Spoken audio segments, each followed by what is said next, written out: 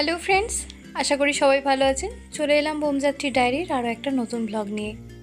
আমার আজকের ভিডিওয়ে আপনাদের জন্য রয়েছে নিরামিষ পনিরের একেবারে ইউনিক একটা রেসিপি।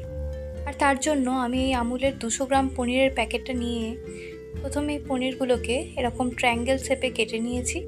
তারপর অল্প একটু হলুদ গুঁড়ো আর কাশ্মীরি লঙ্কার গুঁড়ো এর মধ্যে মাখিয়ে রেখে দিয়েছি বেশ কিছুক্ষণ, প্রায় 10 মিনিট মতো।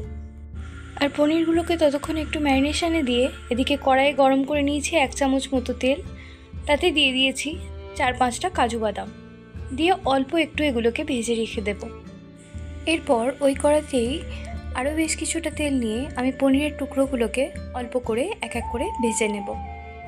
তবে হ্যাঁ, এখানে একটা জিনিস মনে রাখতে হবে, পনিরের টুকরোগুলোকে কড়াইতে দিয়ে বেশিক্ষণ ধরে ভাজা যাবে না, তাহলে কিন্তু পনির শক্ত হয়ে যাবে। অল্প একটু গায়ে কালার আসলেই আমি এগুলোকে তুলে রাখবো।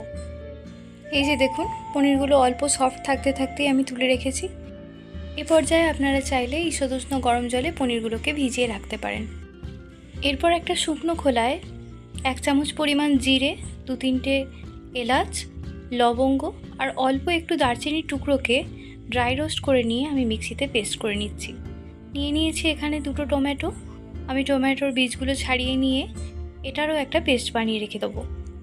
এই যে দেখুন, আমার মোটামুটি বাটা মশলাগুলো সমস্ত রেডি। এখানে এটা হচ্ছে কাজুর পেস্টটা, এটা মিক্সি ধোয়া জলটা রেখে দিয়েছি, আর টমেটো পেস্টটা।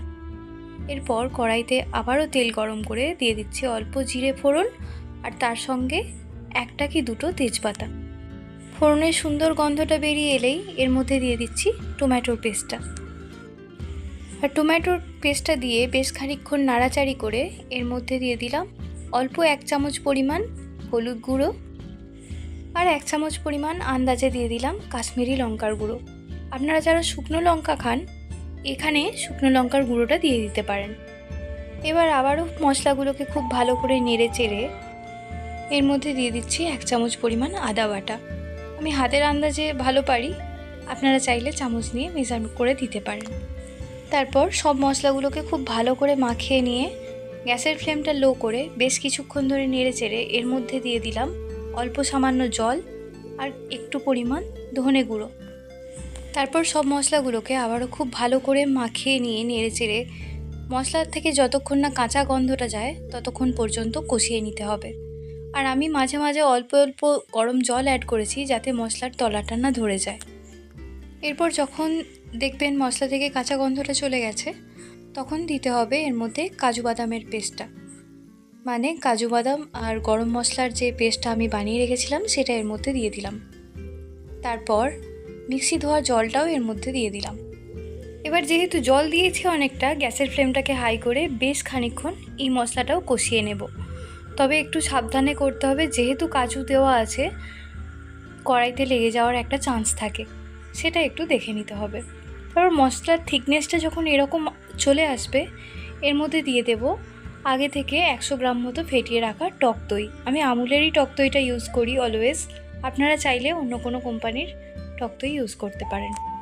আর হ্যাঁ, টক দই দেওয়ার পর একেবারে গ্যাসের ফ্লেমটা কিন্তু লোতে রেখে দিতে হবে, না হলেই কিন্তু দইটা ফেটে যাবে।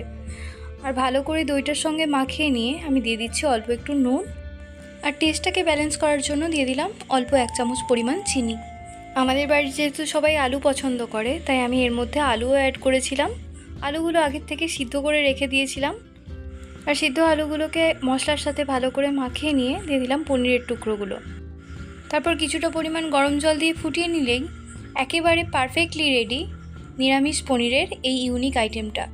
আপনারা যারা দেখছেন তারা অবশ্যই বাড়িতে একবার এই প্রসেসে বানিয়ে দেখবেন, আর খেতে কেমন হলো অবশ্যই আমাকে কমেন্টে জানাবেন। চলুন তাহলে আজকের ব্লগটা এখানেই শেষ করছি। সবাই ভালো থাকবেন, সুস্থ থাকবেন, সাবধানে থাকবেন। চলে আসবো অন্য কোনো দিন অন্য কোনো ব্লগ।